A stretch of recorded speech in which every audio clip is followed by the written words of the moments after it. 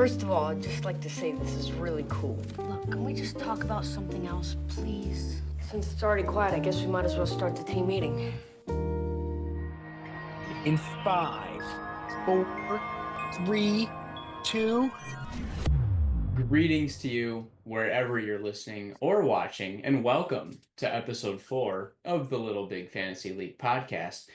And for those of you who doubted us, we have now consistently filmed 4 weeks in a row, and we are not planning on stopping anytime soon. In last week's episode, we talked about opening weekend, some fantasy standouts, comeback player of the year candidates, and some interesting stats in JD's special feature segment, Hawking's Stat of the Week, which was quite the hit. And after missing last week's episode, Carter makes his long-awaited return this week. Welcome back, Orange Ninja. We greatly missed you last week. Thank you. I missed it as well. I'm glad to be back. Good to have you back. In this week's episode, we will highlight some MLB contract extensions from this past week. There were quite a few of them. We'll talk about some recent happenings in the Little Big Fantasy League, including transactions, some top performers, and worst performers as well. And be sure to stay tuned for Carter's special feature segment, Orange's Orioles Outlook, another debut special segment. So stick around for that. But welcome to this week's episode, episode 4. Here we are, and let's get right into the contract extensions. All right, so we are filming this episode here on Monday.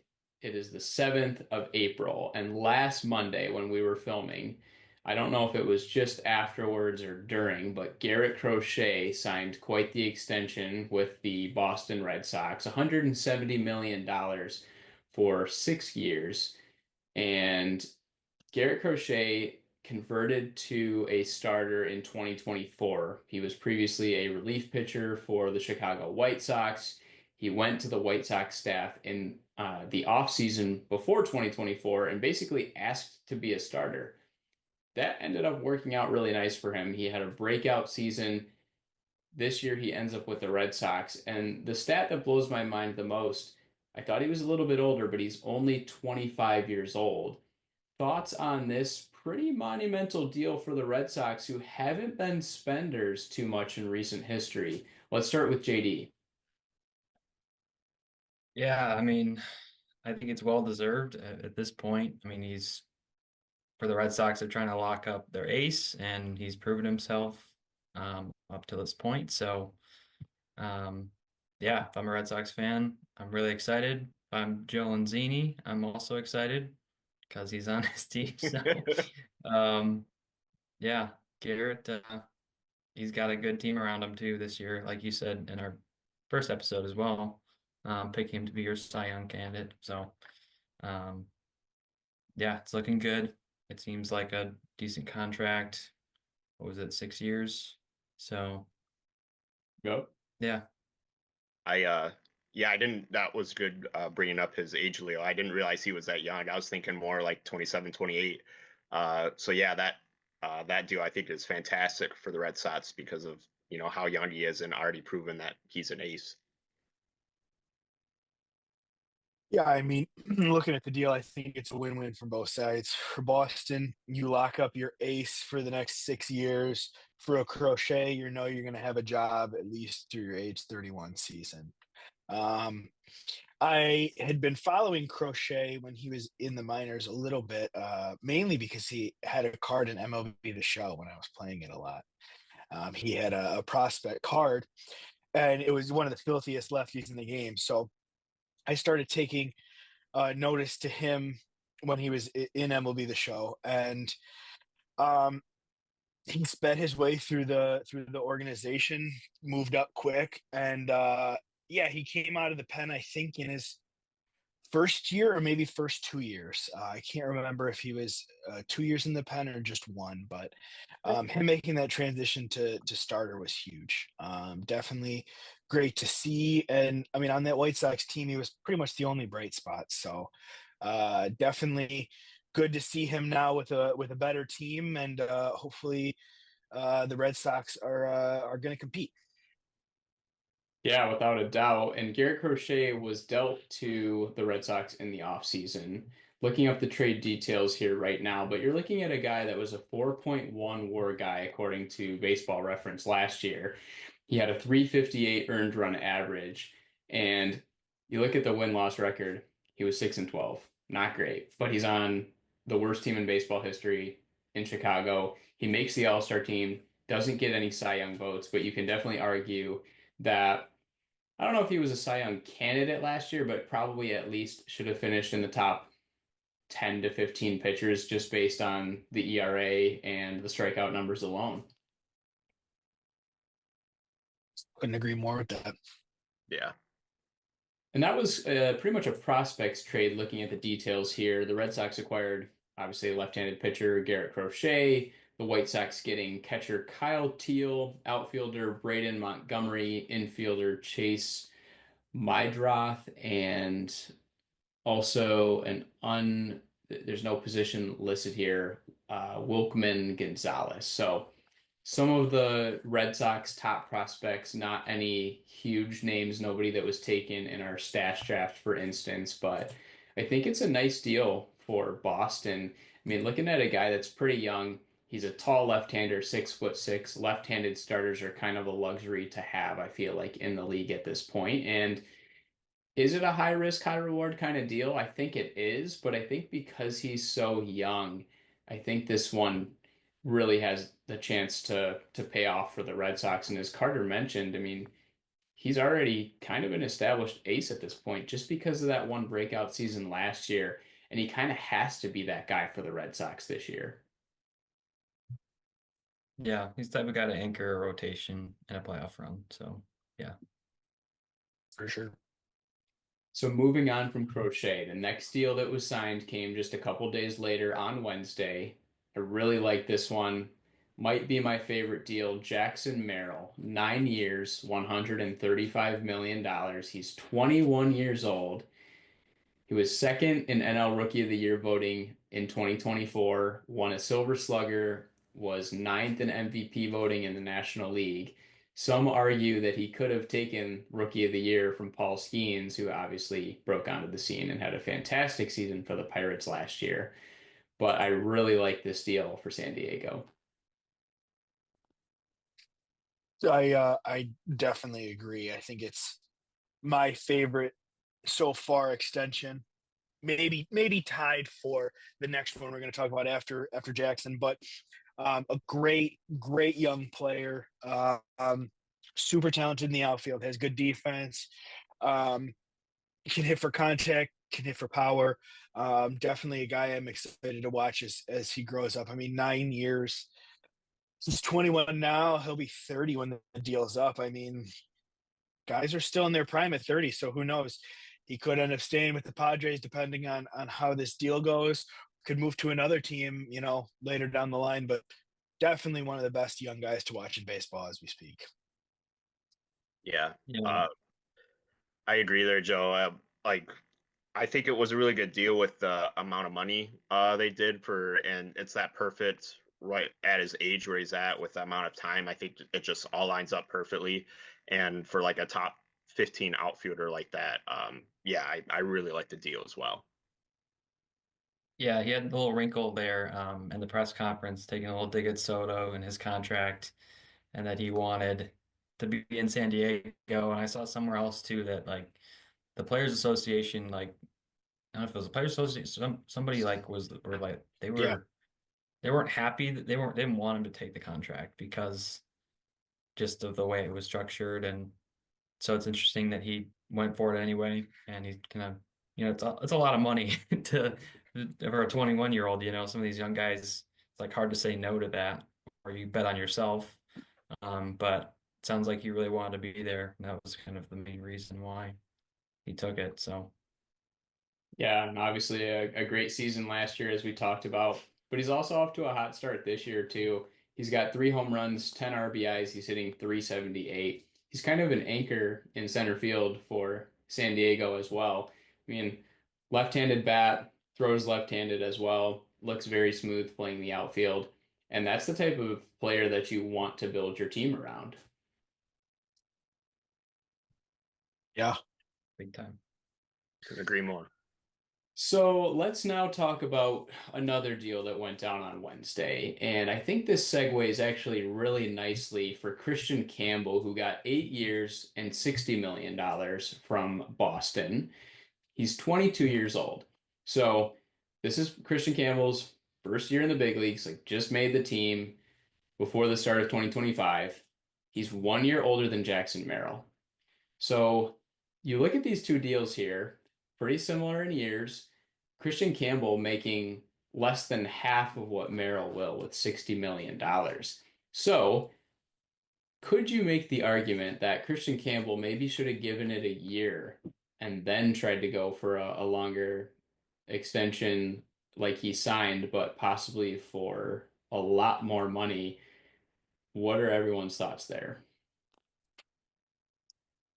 I could see that argument for sure, especially since he's really exploded onto the scene coming up, because there was a lot of what ifs because he was struggling pretty bad the spring training this year. But yeah, once he got caught up, like right from the start, I mean, yeah, he's been lights out.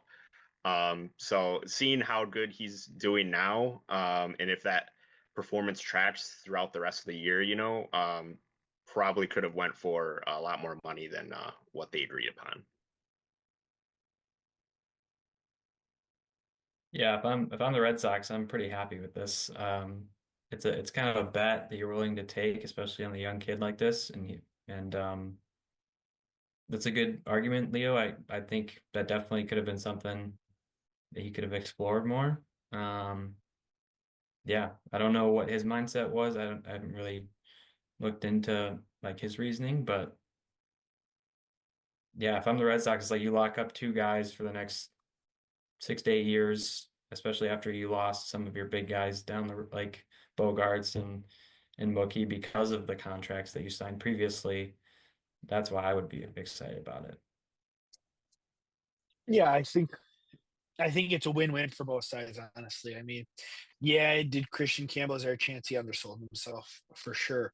But who's to say Kristian Campbell has got this year, hit 150, barely stay in the majors, if not get dropped down to the minors, and he's still making 60 million over 8 years. I mean, not to say this is what I want, but it's completely possible he ends up being a bust. I mean, we haven't seen very much of him yet, but it's completely possible that he ends up terrible and he's still making 60 million. He's signed with a team until he's 30 years old. Could be a steal for the Red Sox. Could be a steal for Campbell, but I think it's more likely it's going to be a steal for the Red Sox, and they sign quite possibly a potential MVP candidate or top five in MVP a few years for 60 million. It's kind of like a less luxurious deal for Colt Keith, like the one he Exactly signed what with I the was Tigers. thinking. Like Colt Keith was a 6 year, like 28 million roughly there. And so obviously a little bit more luxurious for Kristian Campbell. But as Carter mentioned, he really did kind of just like break onto the scene last year. That was kind of his breakout in the minors. I saw a note from MLB Pipeline. It was the top 30. He didn't even make MLB Pipeline's top 30 Red Sox list prior to spring training of 2024. So we're talking like not this past spring training, but the spring training before doesn't even crack the Red Sox top 30 prospects. So is he on the Red Sox radar at that point? Yes. Is he on fans like us, our radar? Absolutely not. And then all of a sudden he's being like hyped up in spring training this year. So again, I mean, could he have held out a year? I would argue yes, and he's gotten off to a nice start for the Red Sox already. Um, but yeah, this looks to be a very team friendly deal in this case, I would say. Yeah. For sure. All right, let's get into maybe more of a controversial one here. The third deal signed on Wednesday was Ketel Marte, 6 years, $116.5 million. So larger than Jackson Merrill's getting. It's for 3 less years. And you're looking at a player, if we're comparing to Merrill again, that's 10 years older. He's 31 years old. And you're also looking at a guy that already had an extension with the Diamondbacks. His most recent extension was a 5-year, $76 million pact that was signed in March of 2022. It ran through the 2027 season and also had a club option for 2028. But you look at a guy like Ketel Marte, and he was really able to step up his game last year. And I think that's what kind of earned him this new contract. If I am the Diamondbacks, I overpaid. I don't think Ketel is bad by any means. I think he is extremely versatile. I think he is great with the bat, switch hitter, which is always a luxury in the game when you can hit from both sides of the plate. But he's 31. With age comes injuries, typically, not all the time, but typically. I think this deal could end up hurting the Diamondbacks more than it would end up helping them. Well, I don't and know. I don't yeah. like the deal. And speaking of injuries, did anybody see that he went down with a hamstring injury? He hit a nice ball into the gap. Ooh. He's around in second, going for third, and he comes up short because of a apparent hamstring injury. So he was actually just placed on the injured list on Saturday. Not what you want to see after you ink a guy for 6 years. No, Yeah. that's tough. The only thing that just No. popped in my head was thinking about like what did Marcus Simeon get? Was it a similar, or did he get more? And Thought he got more, I but think he got more. Yeah, he signed a 7-year, $175 million deal, but it kind of feels like the same tier player to me. You're looking at somebody that like he's solid offensively, but he's also a really solid defensive player too. And I think part of the upside on Marte is the fact that he can play the infield and the outfield. I mean, you like being able to move him around a little bit, gives you a little bit more positional flexibility. But I'm with you, Joe, on this one. It's not my favorite deal because of how much they paid him and because they already seem to kind of have him locked up in his prime here. yeah. yeah, those are good points. All right, so we skipped to the following Monday, and this obviously was pretty groundbreaking. The third largest contract by total dollar amount in MLB history, behind Juan Soto and Shohei Ohtani. Vladimir Guerrero Jr., 14 years, $500 million. It is the largest contract in Blue Jays history, which surpasses George Springer's 6-year deal, which was for a clean 150 million a couple years back. I mean, fellas, this to me was a deal that probably should have got done before the season started. Rarely do you see a deal of this dollar amount going down as the season is happening. So to me, it says they were close, and finally they were able to throw some red ink on it. Or blue ink, whatever you sign with.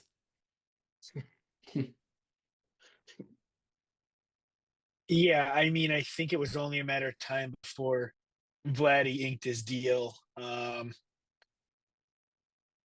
He's just too good of a player to not try and lock up. Especially just with his history. I mean, he's constantly put together good seasons for the Blue Jays, a team that really needs an anchor in that lineup. I mean, yeah, you went out and got Santander. You still have Bichette currently, but I don't know for how long now that you just signed a huge deal with Vladdy. Are you still going to try and keep Bichette, or are you going to use him as a trade piece? You're going to let him walk? I mean, there's a lot of things at play here, but I think the Blue Jays went out and spent $500 million well. Yeah, it's a lot of money. It's a lot of money. You lock down your guy for the rest of his career there, so that's gotta be nice, as a Blue Jays fan to know that he'll be there. And you get to see the rest of Vladdy's prime, you know, with wearing that uniform. So, yeah, I mean they've shown they've been willing to sign big deals because they've offered it to all these other players. So it's not like that the money isn't there. I feel like it seems like it is. It's just about, like Leo said, kind of just they just had to get it done eventually, and it happened a week or two into the season. So, good for Blue Jays fans. We'll see how they build around him and see what happens in the future. But yeah, Yeah, I think it's cool that the Blue Jays went out with that big of an amount and put that much trust in him. And yeah, as a Blue Jays fan, if I was a fan of the team, like I'd be really happy seeing the team make that kind of serious offer for someone that good on the team. So yeah, like you were saying, JD, if I was a fan of the team, yeah, I'd be super happy, and it shows that yeah, the team is willing to make some very, very big moves for their future. nothing deferred either. And, you know, we witnessed the Miguel Cabrera years. Like those were rough at the end. So, you know, it's going to be interesting to see how that plays out. But you do it True. because he's what you got, you know. Yeah, and it's definitely the guy that you can eventually throw at DH. You probably don't want to for that amount of money that you're signing him for, but there's so much in that bat too. You're looking at a guy that's made 4 All-Star teams in 6 seasons and probably will end up making the All-Star team again, given that first base isn't necessarily the strongest right now. Like I feel like when we were growing up watching baseball in the mid 2000s, 2010s, like it was all these power hitting first basemen, and now it just doesn't seem to be like that anymore. And you're actually looking at a pretty decent fielder too. He won a Gold Glove in 2022, which I kind of had forgotten about, to be quite honest with you. So, you know, he's not too bad in the field either. You're hoping that he can stay healthy for a long time. He's obviously a Blue Jays fan favorite, but like I'm a fan of him for sure too, not being a Blue Jays fan. Like he's just the type of guy that like has been the face of baseball and can come back and have another really solid season and easily be, I think, a top 10 hitter in the league every single season for the next 7-8 years. Yeah. Yeah. But yeah, pretty groundbreaking there for Toronto. Some really interesting MLB contract extensions going down kind of, you know, opening week, which is interesting to see. I don't anticipate seeing a whole lot more of these throughout the season, but we will be sure to keep track of these as they come. All right, I think it is that time. As a native of Standish, Michigan, on the surface, it appears that Carter Rogers would be just your ordinary Tigers fan. However, after embracing the color orange early on in his childhood and eventually embracing baseball in his later years, Carter soon fell in love with Maryland's pride and joy, the Baltimore Orioles. Nobody knows more about Orioles baseball than Orange himself. Ladies and gentlemen, introducing Orange's Orioles Outlook. Thank you for that introduction. It all started with that sticker on my college door there. But yeah, thank you. So the Orioles outlook, not looking too hot right now. I know the season is super early, but they are currently on the bottom of the AL East with the 4-6 record. So not great looking at that, but yeah, season super early. But what I'm kind of seeing at the beginning here is what I kind of saw last year in their second half is a lot of inconsistencies. Just like one game they'll just go like lights out, they'll get 12 runs, and then the next game they barely scrape by 1 run while the other team demolishes them. And that's sort of been the trend with these first few series here to start the season, and that's what had happened last year in the second half as well. So I'm a little worried about that. Hopefully that trends a little upward there. I know there is a lot of cold weather happening right now that's affecting a lot of the pitchers and batters, and hopefully things will turn around once the weather starts warming up there. But currently the outlook is, I guess, a little shaky just right at the start there. I do want to highlight one Oriole, though, who has really done well at the start of the season here. Cedric Mullins has really jumped out of the gate, doing fantastic here. He has 3 home runs, 11 RBI, 2 stolen bases, and 5 walks here to start the season. And I checked as a few hours ago in the fantasy league. I think he's ranked number 7 for all the players right now, as of points. Yeah, Cedric's doing really, really good. Love to see it. I'm a fan of Cedric Mullins. So I'm happy for him that he's kind of carrying the team right now. But yeah, that's kind of my 2 cents on the Orioles right now. And it seems to be going exactly how we expected, talking about the Orioles' outlook preseason. It was the pitching that we were not too keen or high on at this point. And looking at the pitching staff, it's been somewhat of a struggle overall for most guys, minus looks like 1 good start from Eflin and 1 good start from Sagano. But looking at the hitters as a whole, there are 5 players hitting above 300. So it seems like Carter, and you've probably caught obviously more of the action than us at this point. It seems like maybe the bats are there, maybe not quite as much power as you'd like to see from some of those guys early on, but it seems like they're at least making contact and getting on base. It seems to be kind of the pitching that's struggling to start the year. Oh yeah, for sure. I definitely agree with that. I'm liking the contact I'm seeing from Adley and Holiday, Mountcastle right now. They've been doing pretty well here for the start of the season, especially the difference maker Adley has been making compared to the previous season. Same with Holiday, he's really stepping up. But yeah, the pitching, it's already showing those holes in the staff there with Kremer, Povich, and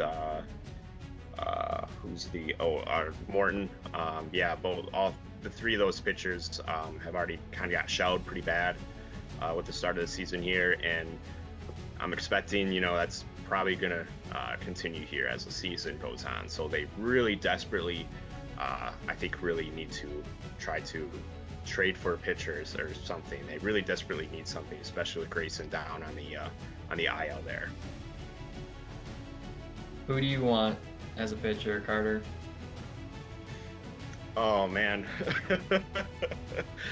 I haven't really thought about much because I haven't been too hopeful, because I just haven't really heard any rumor news on that.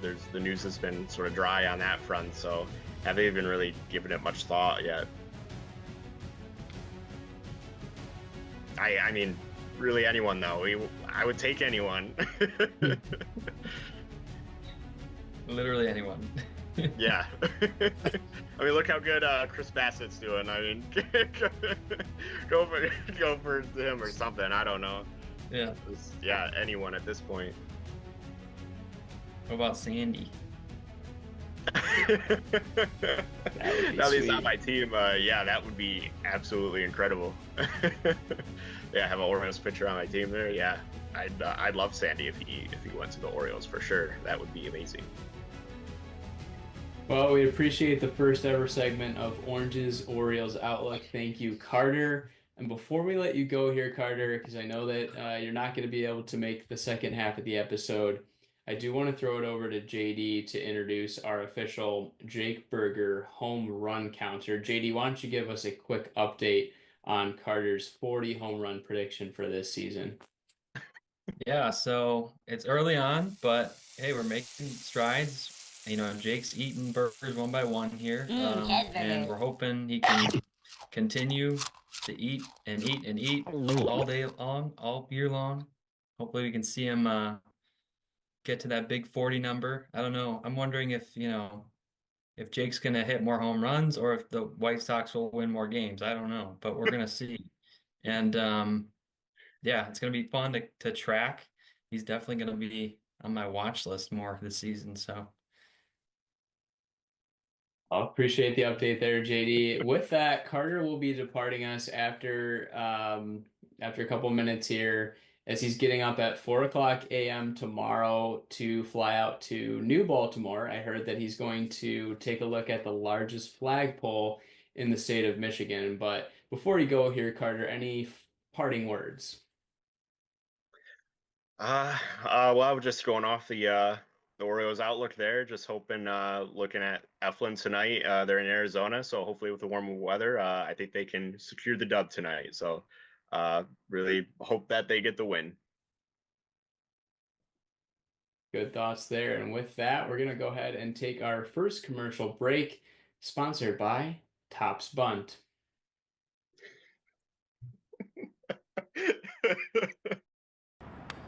This is Mike Trout. And this is an actual trout. From trout to trout, everyone loves Topps Bunt. Download it now for free. And welcome back, little big leaguers. Thank you to our sponsor. And how about we jump into some matchups and standings from last week? So, Joe, how are you feeling after week 1? You know, I couldn't be feeling much better. Taking the win in week 1 against Cade. I'm not gonna lie, I'm gonna do a little shit talking here. I think I pretty much had it locked down from day one. I was never really scared of the matchup. I was confident in my team, and they pulled out a pretty handy victory there. Won by over 200 points. So excited to move on to this week. Yeah, it seemed just looking at the whole league, there's kind of like 2 different, groups, I think, a little bit. I think I found myself on the higher end of the second group, just squeaking past Mr. Schwellenbach. But yeah, there were some high scoring this week, so we'll see if that continues. We've had some hot starts with some players. But yeah, I'll be interested to see how everything kind of plays out this week. So Yeah, I felt kind of the same way that Joe did week 1. I think it's tough now that Carter's here. I don't want to talk too much crap, but I felt very confident going into the first week. I mean, at the same time, I think there's always the thought in the back of your head after having a good season last year that it's like, can my players do this again? Like, my roster is pretty much the same as it was last year. I've only made one move to add Christopher Sanchez and drop Spencer Arrighetti, but I mean, we talked about it last week. Judge has kind of picked up right where he left off. My hitters just overall are off to pretty hot starts, which is really nice to see. I'd like to see my pitching maybe step it up a little bit, but at the same time, I'm feeling pretty well balanced. I think there are some really good teams this year. Bye week with Walt. Big shout out to him for beating Justice in that weekly matchup. He's got a really solid team, top to bottom. Also, obviously, John's team, the Detroit Mariners, with the second highest score this week with over 1,300 against Tom, who had a tough first week in his first ever matchup. Any thoughts just overall on any specific teams or teams that you guys think are stacked or maybe need to do a little bit of work to kind of bolster their rosters? I mean, going real quick on what JD said, it seems like just after, the first week, it seems like the league is kind of split into, two sections. And every single person that won a matchups this week, so 5 people, they all scored over 1,000 points. The rest of the league did not break that 1,000 mark. I mean, Cade was really close with 998.5. Kyle was I really barely broke close. it. Yeah, Kyle was really close with 997.8. So there were definitely some separation in certain matchups. I mean, the Luke Hollins Heartthrobbers kind of just tearing down right off the bat Riztopia, and it's hard to see, but I think that Ristopia's team can bounce back pretty quick. I think he had a couple guys that had some down weeks, but definitely a team to be on the lookout for, I think, on the trend up. And same goes for Barely Dry Guy. Same for Tom. I think he's got a good team. I think he got put in a tough position trying to rebuild another man's team. But I think he's up for the challenge, and I think he'll be able to do it pretty quickly. Is there any irony in the fact that Yeah, Carter a lot can finished? happen in a week. You know. Yeah, for sure. Is there any irony in the fact that Carter Riztopia finished with exactly 894 points, and Alex Ovechkin just scored his 895th career goal to surpass Wayne Gretzky? Shout out to my boy in the back. Uh, I think if you were to ask Carter, I don't know if he knows who Ovechkin is. So I think that's where the similarities We'll have to test him next begin episode. and end. Yeah, I'm not too confident he could pick him out of a lineup. Fair enough. Had to at least throw that in. Pretty big news in the Shout out NHL. Huge, to- huge. shout out. But, don't read too much into the first week, I would say, if you're a team that lost your first matchup either. Like, it's so early in the season. I know, like, for me coming up, I've got a really tough matchup against Walt this week. Like, he has a lot of pitchers going Monday, today, which means that he'll get a lot of guys double starting. I mean, that's always something to really consider, is you're going to have weeks that you just don't accumulate as many points if you don't have as many pitchers go. Now, one thing I do want to ask you about here, JD, I noticed, and I don't know if this is still the case, but your strategy has been noticed, believe me. It just hasn't been talked about. You're Mhm. not going with a single relief pitcher this year, which I find to be quite interesting. How do you think that's paying off for you, honestly, early on? So it wasn't the plan. I'll just say that. Just kind of happened, like my relievers were Ronaldo Lopez last year, and Pavetta was a reliever, and I didn't keep Broughton Francis because I didn't have enough players to keep him in the lineup. So it just kind of worked out that way. And then I actually did pick up a reliever technically. So we're working our way back, but yeah, we'll see how this plays out. I'm not like too worried about it, but it'd be nice to have just the regular relievers back. But that's just kind of how the cookie crumbled. I wasn't really expecting it to happen. So we're weathering the storm, and I don't know. Sounds like the rest of the league has got a big storm coming. Yeah, watch out. This really big strategy I had. Leo was really thinking, he's really five-headed this right now. I'm like, what are you? Well, John and I were discussing it, not during an episode, obviously, and thought it was kind of interesting. But I think this segues really nicely into our next section. Let's focus on the top and worst performers from the past week. Starting with the top, let's go with JD first.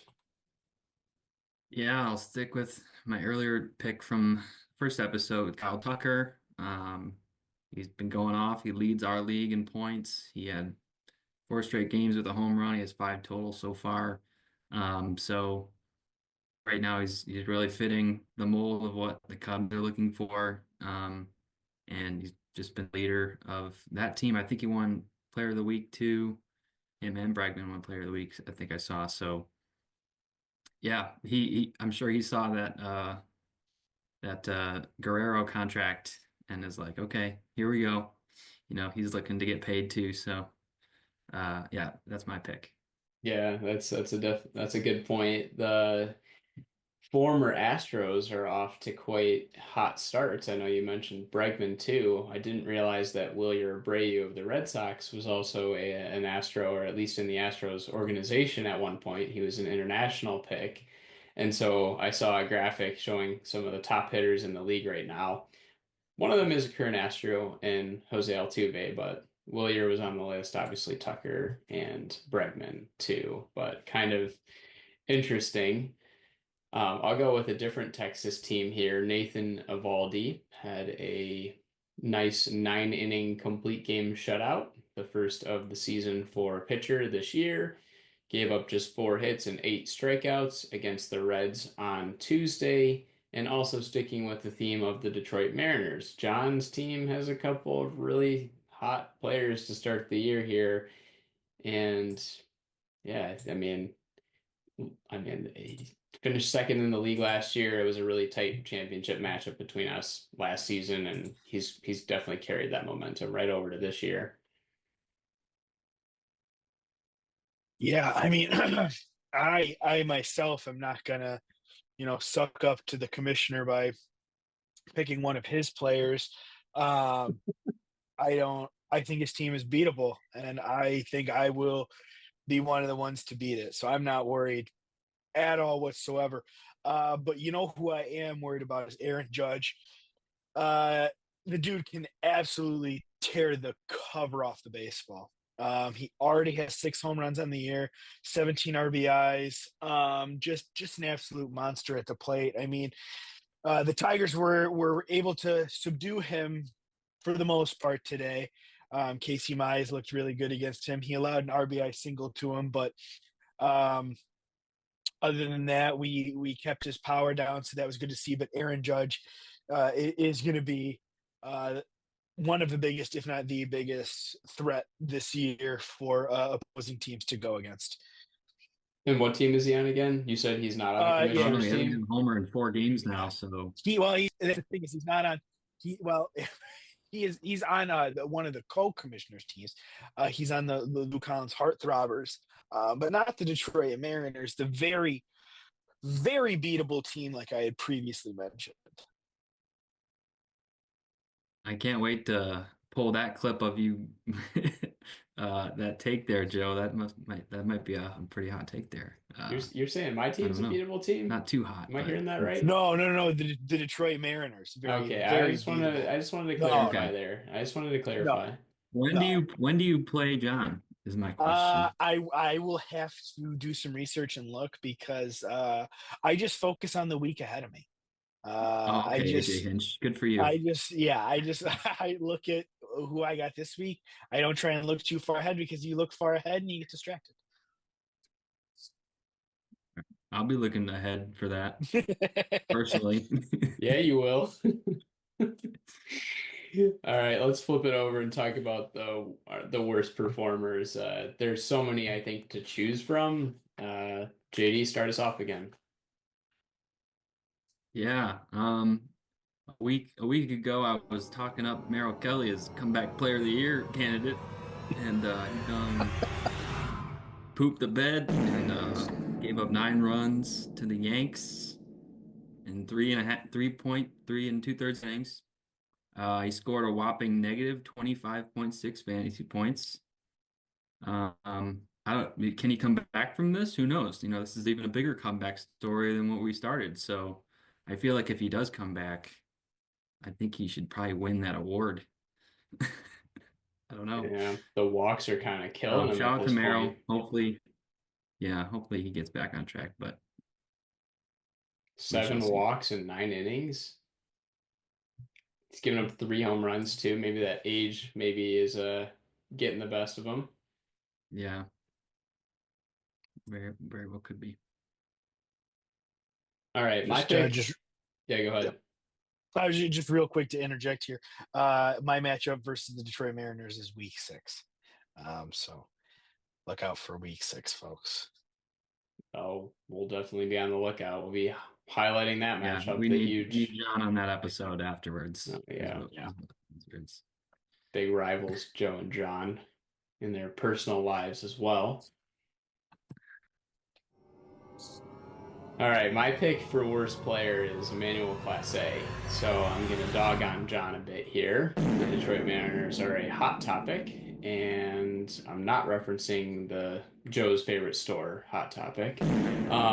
But on Friday, he threw an inning, gave up 3 hits and 2 earned runs against the Angels, including a home run to Logan O'Hoppe. It was a non-save situation. But looking at last season's stats, as we know, Clase, one of the best pitchers in the league, not just one of the best relievers in the league. We're talking one of the best pitchers overall. Like fantasy scoring, the dude was a menace. 74 and 1/3 innings. He gave up 5 earned runs all season. Now, he did give up 10 runs total, but only 5 earned runs. This season, 4 innings, 3 earned runs. So he only has to give up 2 more to equal last season's total. Now, no, he's not going to replicate last season's total for all you Guardians fans out there. Shout out to all my boys in Cleveland. But this is the type of guy that you do expect to go out there and have a good outing every single time that he pitches. I mean, John, I'm assuming, is kind of counting on this guy to put up not just solid numbers, but like solid starting pitcher type numbers, even though he's a reliever. Any thoughts on Clase, guys? No. As a Tigers fan, I couldn't be more thrilled. You love to have one of your rivals go out there and not be able to close out a baseball game, especially looking at the Tigers so far this year. They can really easily work their way back into a ball game. So if Clase is willing to let them back into some games this year, it's going to be huge for the organization. Yeah, couldn't agree more. I mean, that was their strength. The Guardians' strength last year was the bullpen. It kept them in games. It won them games. Like, you get ahead and you hold it. And that's where it was like their bread and butter. And so you lose that, then you start to fall into the under 500 territory predicted by Joe. So I feel like, yeah, it's within reach if that's not going to be there for them this year. And that's good news for the Tigers and the Royals as well. So we'll see how it plays out. Well, haven't you heard that ball club is cursed? Haven't you heard of the curse of Josh Naylor? I didn't believe in the curse, but now I might. It is real, folks. It is real. All right, Joe, who's your pick? And because, I'm always willing to humble myself, I chose someone on my own team. That'd be Yainer Diaz. He has looked abysmal to start the year. He's hitting 077 to start off the year. He's got 7 Ks. Has not shown any sort of power. He has no home runs. 1 RBI, 143 OBP, and a negative 35 OPS plus. He has looked absolutely terrible out there. And considering he was one of the best catchers in the league last year, it's tough to see. I think a lot of people expected him to make that jump up to that elite level at the catcher's position, joining guys like Adley Rutschman. So seeing him have such a slow start to the season, yes, it's still early, yes, it's 9-10-ish games in, but it is tough to see on a team that needs him to pull through and be a bright spot for him. Yeah, at least Devers came back though. Yeah, seriously. He remembered how to hit a baseball, so that's good. He's got his first home run, so that was good to see. So we're on the up and up here. Prayers for Yainer. Yeah, and also Wilson Contreras, so the Cardinals. I think he was able to finally get a couple hits. I saw a stat before this filming for this episode. The last qualified player with 5 or more games to not have a hit at this point in the season is Dylan Cruz of the Washington Nationals. Yeah, I mean, you get into a slump, especially at the start of the season, and it's kind of hard to recover from that sometimes too. So it is good to see at least a couple of these guys turning it around. But, is there any thought at this point, Joe, that you possibly drop Yainer Diaz and look for another catcher on the market, somebody like Austin Wells? I don't think so. I am confident enough that Diaz will turn it around. Just based off of what he looked like last year. I'm convinced that he will break out of this slow start and he will find that groove, as the Astros will, and continue to push forward. Yeah, I feel like as long as you're winning games as a manager, it's okay to have a guy slump, Right. And yeah.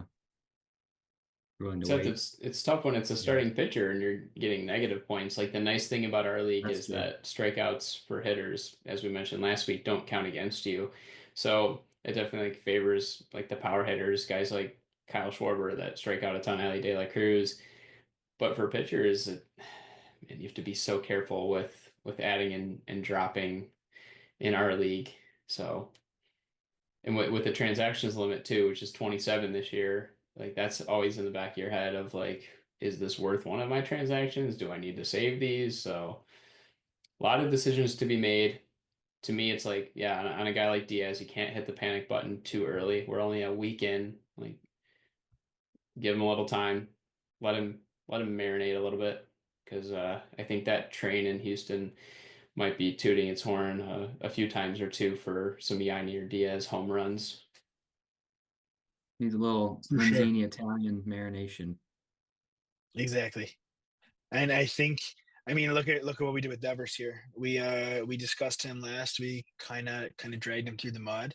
He's turning it around already. So I think all it takes is a quick drag through the mud, and players listen to me. So I think they'll be pretty quick to turn it around, and we'll move forward. Well, hopefully Matt Vierling's listening to me and my desperate call for him to come back from the injured list, because Matty V, I miss you. All right, and with that, let's get into our rapid fire section for today as we look to close out the episode. Let's take a look at the best fantasy league transactions from this past week. And I'm going to start us off. A shout out to my boy Kyle, who is managing the South Lyon JV Lions. They had a nice weekend this past week with a couple of dubs, and they're off to a hot start. And so is Chris Bassit, the aforementioned Chris Bassit. I know Carter name dropped him earlier, but that's been a really nice transaction. For Kyle, he got a nice start out of him. Had a down year last year. He's with Toronto, and this year he's off to a really nice start. 12 and 2/3, 16 strikeouts. He's only given up a single run. And keep this in mind, everybody. 2 years ago, he led the American League in wins with 16, and he finished top 10 in Cy Young voting. That's the type of player that, isn't technically going to be like a comeback player of the year candidate. Again, usually it takes kind of a serious injury, but again, this is the type of guy I think that can have a really nice year and a couple nice starts already for Toronto. Yeah. Agreed. I'll go next with Luke Jackson with the Rangers, who was picked up by Tom and the barrel-aged rye guys. As someone who was also looking for some reliever help due to my apparent strategy of not having any on purpose. And so, yeah, he's looking good for the Rangers so far. He's got 5 saves.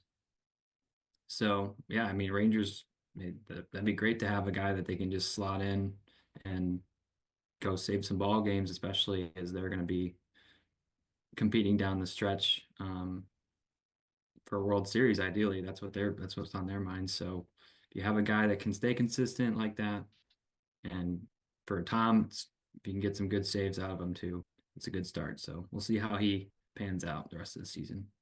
Is there any concern on his ERA at this point? He's at a 5.06, not a super popular name in Major League Baseball. Spent most of his career with Atlanta. Is there any concern on the ERA, or just the fact that like maybe he's not going to be their full-time closer going forward? Those are great points. I didn't consider any of them before. I was like, oh, this guy has saves. And It's worth something. It's worth a lot of fantasy points. Yeah. Maybe Good he's point. like the Todd Jones type where he goes out there and he's probably going to end up with the save, but he gives up maybe a run or two every few outings. Yeah. Old gas can Todd Jones. Yeah. I'll take that. Well, I'm gonna finish it off here with my comeback player of the year candidate, Dustin May, picked up by Carter of Riztopia. In his first outing of the year, He had 5 scoreless with 6 Ks. And he pitched again tonight. Looks like he went 6 innings. He allowed 3 runs. Only one of them earned. Didn't really strike many guys out. I think he only had one strikeout. Issued 3 walks. But this is a guy who's coming back from not only Tommy John, but a pretty freak accident where he ended up cutting, I believe, his esophagus open. So that only extended his necessary rehab back. So having him finally back in the league here on a team like the Dodgers, I'm definitely looking for him to have a great year. He's gonna get a lot of run support from his high-powered offense. So he's definitely my number 1 for comeback player of the year, and a great pickup by Carter. Man, I had no idea about the whole esophagus thing, and apparently it stemmed from a salad that he ate, is what I'm Yeah. saying. What in the world happened there? Well, I think you really just have to go back to an important lesson that everybody tells you, kids, eat your vegetables. I think it might be bullshit. I don't think you should, because it nearly killed this man. So I think eat how you want to eat, I think, is the moral here. Eat your Jake burgers. Exactly. You don't read Oh. stories about people getting their His name throat not Jake cut open Salad for a from reason. a burger. Yeah, exactly. So I don't know. I love it. I love it. Those are some sharp pickles. All right, fellas. Any last minute thought provoking statements? Another round table style here. JD. Yeah. I got 2. All right. So if I'm not mistaken, the 2024 Red Sox season documentary comes out tomorrow on Netflix. We're looking forward to that. And then the other shout out to Victor Robles for an incredible catch layout, and a little injured there, so hopefully he recovers soon, but that was sweet. Yeah, for sure. What do you got, Joe?